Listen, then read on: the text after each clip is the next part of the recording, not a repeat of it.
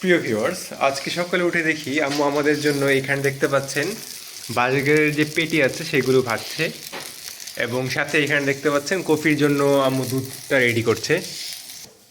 একই সাথে দেখি এখানে কিন্তু পাউরুটিগুলোকেও সুন্দরভাবে দেখতে পাচ্ছেন এখানে সাজিয়ে রেখেছে আম্মু।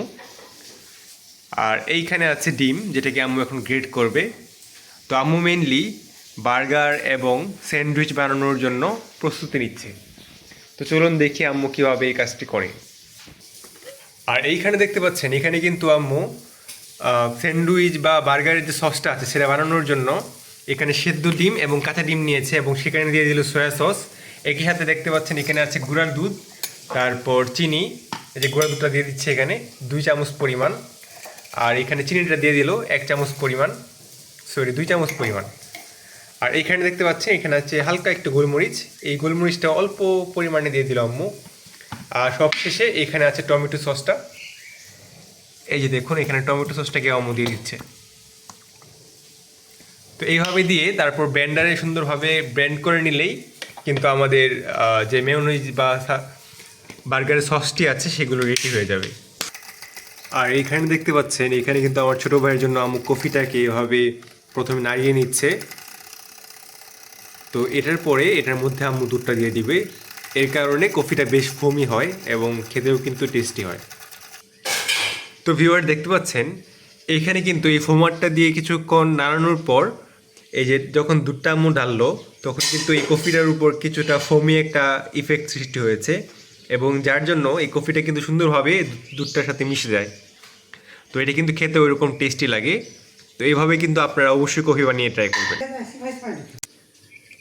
এখানে কিন্তু আমার বার্গারের সসটিকে আলাদা একটা বাসনে নিয়ে নিচ্ছে, কেননা এতে সহজ হবে লাগানো। এই যেভাবে ঢেলে বার্গার এবং স্যান্ডউইচের জন্য আলাদা করে নিচ্ছে আম্মু।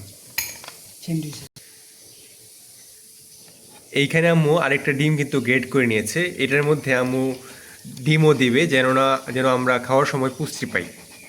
যেহেতু আমরা সহজে ডিমটা খেতে চাই না, তাই আম্মু চিন্তা করলো যে স্যান্ডউইচের মধ্যে এই ডিমটা দিয়ে আমাদেরকে খাওয়াবে, যেন জিনিসটা খেতেও টেস্টি হয় আবার পুষ্টিও ভিতরে যায়। দেখতে পাচ্ছেন এখানে কিন্তু 3টা ডিম আম্মু গ্রেট করে নিচ্ছে।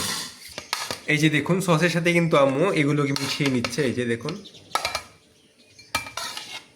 তো এইভাবে মিশিয়ে মেনলি ডিম স্যান্ডউইচটা তৈরি করবে।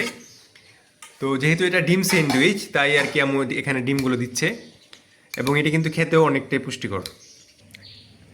এই যে দেখতে পাচ্ছেন পাউরুটিগুলোর মধ্যে এইভাবে দিয়ে সসটাকে আরেকটা পাউরুটি দিয়ে এইভাবে লাগিয়ে দিলেই কিন্তু স্যান্ডউইচটা রেডি। এটা বানানো খুবই সহজ। এখানে জাস্ট সসের সাথে সালাদগুলো মিশিয়ে তারপর ডিমটা মিশিয়ে এভাবে লাগিয়ে দিলেই জিনিসটা কিন্তু একবার পারফেক্টলি রেডি হয়ে যাচ্ছে এবং দেখতে পাচ্ছেন কেমন সুন্দর দেখাচ্ছে দেখতে। এবং এটা কিন্তু মচমচে থাকতে সময় যদি আপনারা খেয়ে ফেলেন দ্রুত, তখন দেখবেন টেস্টটা আরও বেড়ে গেছে। তো এইখানে আম্মু বার্গারের জন্য পেটির সাথে 1 পিস ডিম দিয়ে দিচ্ছে, ডিমের একটি স্লাইস এবং সাথে দিচ্ছে গাজর ও শসা। এইভাবে দিয়ে কিছুটা সস দিয়ে আম্মু এটিকে ক্লোজ করে দেবে, তাহলেই কিন্তু আমাদের বার্গারটা রেডি। এই যে দেখুন কীভাবে আম্মু সসটাকে বিছিয়ে দিচ্ছে। তো এটার কিন্তু খেতে অনেকটা ইউনিক টেস্ট এবং অত্যন্ত সুস্বাদু।